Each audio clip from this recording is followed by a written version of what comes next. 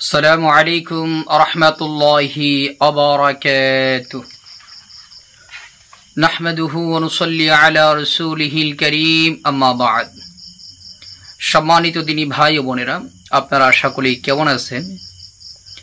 আশা করি আল্লাহ সুবহানাহু ওয়া তাআলার রহমতে সকলেই ভালো আছেন। আমিও আল্লাহ সুবহানাহু ওয়া তাআলার রহমতে খুবই ভালো আছি, আলহামদুলিল্লাহ। সম্মানিত দিনী ভাই ও বোনেরা, আজকে আপনাদের মাঝে একটি বিষয় নিয়ে আসলাম।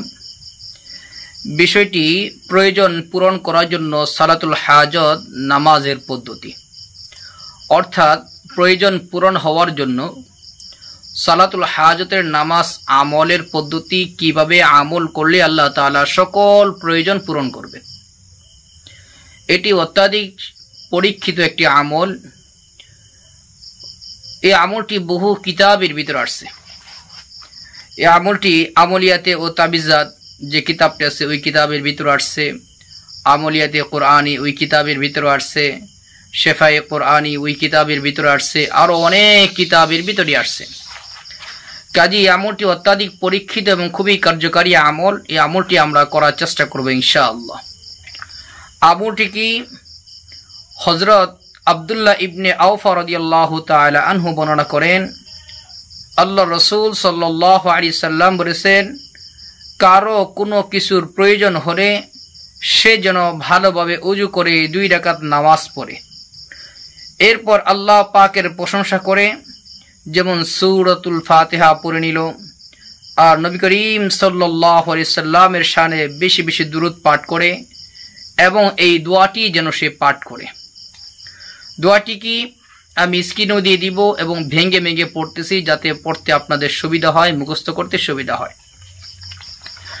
দোয়াটি হইতেছে, লা ইলাহা ইল্লাল্লাহুল হালিমুল কারীম সুবহানাল্লাহি রাব্বিল আরশিল আযীম ওয়ালহামদুলিল্লাহি রাব্বিল আলামিন আসআলুকা মুজিবাত রাহমাতিক ওয়া আযাইমা মাগফিরাতিক ওয়াল গনিমাতা মিন কুল্লি বিররিন